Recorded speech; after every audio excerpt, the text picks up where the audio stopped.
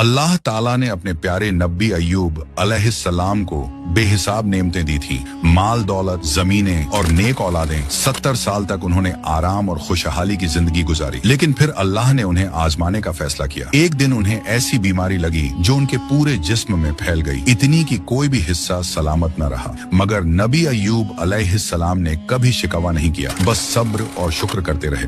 लोग डरने लगे कि ये मर्ज कहीं हमें न लग जाए। कबीले के लोगों ने उन्हें बस्ती से बाहर कचरे के ढेर पर छोड़ दिया। सिर्फ उनकी वफादार बीवी रही जो हर हाल में उनका साथ निभाती रही। जब सारा माल दौलत और औलाद सब कुछ चला गया, वो बीवी जो कभी नेमतों में रहती थी अब मजदूरी करने लगी ताकि अपने शौहर को खाना खिला सके। मगर लोग डर के मारे उन्हें भी काम नहीं देते थे। आखिर एक दिन उन्हें अपने बालों की लट बेचनी पड़ी ताकि रोटी ला सकें। एक दिन उन्होंने कहा, ए अय्यूब, आप तो अल्लाह के नबी हैं, अपने रब से दुआ कीजिए कि आपको शिफा दे दे। नबी अय्यूब अलैहिस्सलाम ने जवाब दिया, अल्लाह ने मुझे 70 साल सेहत दी, क्या मैं थोड़े वक्त की बीमारी पर सब्र न करूं? फिर एक दिन शैतान डॉक्टर का रूप बनाकर उनकी बीवी के पास आया। वो धोखे में आ गईं और उसे घर ले आईं। जैसे ही वो डॉक्टर पास आया, नबी अय्यूब अलैहिस्सलाम की तकलीफ और बढ़ गई। उन्होंने पहचान लिया ये कोई इंसान नहीं, ये इब्लीस है। उन्होंने अपने हाथ आसमान की तरफ उठाए और कहा, ऐ मेरे रब, मुझे शैतान ने तकलीफ पहुंचाई है। अल्लाह ताला ने उनकी पुकार सुन ली और फरमाया, अपना पैर जमीन पर मारो। जैसे ही उन्होंने ऐसा किया, वहां से ठंडा पानी का चश्मा फूट पड़ा। अल्लाह ने कहा, इससे नहा लो और पियो। उन्होंने वैसा ही किया और उसी पल अल्लाह ने उन्हें पूरी तरह शिफा दे दी। वो पहले से ज्यादा तंदुरुस्त और खूबसूरत हो गए। अल्लाह ने उन्हें पहले से ज्यादा माल, औलाद और बरकतें अता कर दी। सबक ये है, जब इंसान मुश्किल वक्त में सब्र और शुक्र का दामन नहीं छोड़ता तो अल्लाह उसकी हर दुआ कबूल करता है और उसे पहले से ज्यादा नेमतें देता है। कमेंट में लिखो अल्हम्दुलिल्लाहि रब्बिल आलमीन, ताकि ये कल कयामत के दिन तुम्हारे हक में गवाही बने।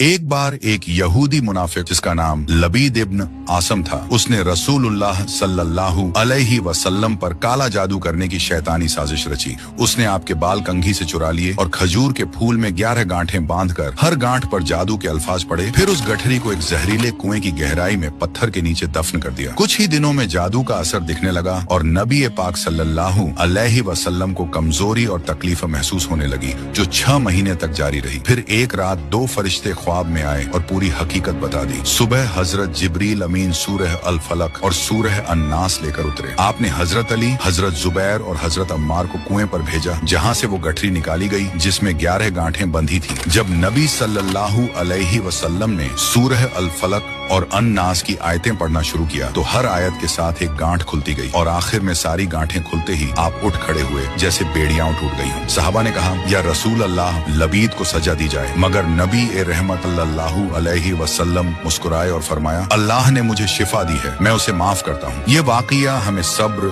तवक्कुल और माफी की असल अहमियत सिखाता है कि बुराई का जवाब भी भलाई और रहमत से देना चाहिए, क्योंकि अल्लाह ही हर मुश्किल का हल और शिफा देने वाला है। यहूदियों ने हजरत ईसा अलैहिस्सलाम के कत्ल की साजिश रची। आपके एक हवारी यहूदा नामी शख्स ने सिर्फ 30 चांदी के सिक्कों के बदले आपका ठिकाना बता दिया। यहूदी आपको गिरफ्तार कर रोमी हाकिम बिलातूस के सामने ले गए, लेकिन उसने सजा देने से इनकार किया। फिर उन्होंने हेरोदेस के पास पेश किया, उसने भी मना कर दिया। आखिर यहूदियों के जोर देने पर बिलातूस ने कहा, मैं इसे सूली दूंगा, मगर इसका गुनाह तुम पर होगा। हजरत ईसा अलैहिस्सलाम को एक कमरे में बंद कर दिया गया। तभी अल्लाह ताला ने फरमाया, ऐ ईसा, मैं तुझे अपनी तरफ उठा लूंगा। जब सरदार अंदर आया तो अल्लाह ने ईसा अलैहिस्सलाम को आसमान पर उठा लिया और उस शख्स का चेहरा ईसा अलैहिस्सलाम जैसा कर दिया। लोग उसे पकड़कर सूली पर चढ़ा देते हैं, जबकि वह बार बार कहता रहा, मैं ईसा नहीं हूँ। अल्लाह ताला ने कुरान में फरमाया कि उन्होंने न उसे कत्ल किया, न सूली दी, बल्कि उन्हें ऐसा दिखाया गया। हजरत ईसा अलैहिस्सलाम आज भी आसमान पर जिंदा है और जब इमाम मेहदी का दौर आएगा तो वो जिंदा ही आसमान से नीचे उतर आएंगे। क्या आपने कभी सोचा है कि रमजान और रोजा सिर्फ भूख प्यास के लिए नहीं, बल्कि हमारी रूह और जिस्म की असली सफाई के लिए फर्ज किए गए हैं? आइए जानते हैं इस महीने की हकीकत और अल्लाह का बड़ा इनाम। दोस्तों, साल के 11 महीने हम अपने काम, भाग दौड़ और खाने पीने में मशरूफ रहते हैं, लेकिन फिर आता है रमजान उल मुबारक, एक ऐसा महीना जो हमारे दिल को सुकून और हमारे जिस्म को पाकीज़गी देता है। अल्लाह ने हमें भूख और प्यास क्यों फर्ज की? इसका मकसद सिर्फ भूखा रहाना नहीं, बल्कि हमें अपने नफ्स और दिल की सफाई सिखाना है। रोजा हमें यह एहसास दिलाता है कि अल्लाह हर चीज देख रहा है, चाहे कोई इंसान देखे या ना देखे। नबी सल्लल्लाहु अलैहि वसल्लम ने फरमाया कि रोजा सिर्फ पेट की भूख नहीं, बल्कि गुनाहों से बचाने वाली ढाल है और इसका इनाम अल्लाह ही अता करता है। जन्नत में एक खास दरवाजा है, अर रैयान, जहाँ सिर्फ वही लोग दाखिल होंगे जिन्होंने दुनिया में अल्लाह की खुशी के लिए अपनी ख्वाहिशों को रोका। इफ्तार का लम्हा भी बहुत खास है। नबी सल्लल्लाहु अलैहि वसल्लम ने बताया कि उस वक्त की दुआ कभी रद्द नहीं होती, लेकिन ध्यान रहे बिना जायज वजह जैसे बीमारी या सफर के बिना रोजा तोड़ना सख्त गुनाह है। हदीस में आता है कि कुछ लोग जो बिना वजह रोजा तोड़ते थे उनका अंजाम बुरा होता है। रमजान सिर्फ एक महीना नहीं, इबादत की ट्रेनिंग है। जब हम हलाल खाने और पीने से खुद को रोकते हैं तो हम हराम कामों से भी बच सकते हैं। कुरान ने इसका मकसद एक ही लफ्ज में बताया, तकवा, यानी अपने नफ्स पर काबू पाना। इसलिए रमजान सिर्फ भूख नहीं बल्कि दिल, नजर और जुबान की सफाई है। यह महीना हमें अपने गुनाह धोने, रब को खुश करने और अपनी सेहत सुधारने का मौका देता है। अल्लाह हम सबको इस महीने के रोजे रखने और उस पर अमल करने की तौफीक दे, आमीन।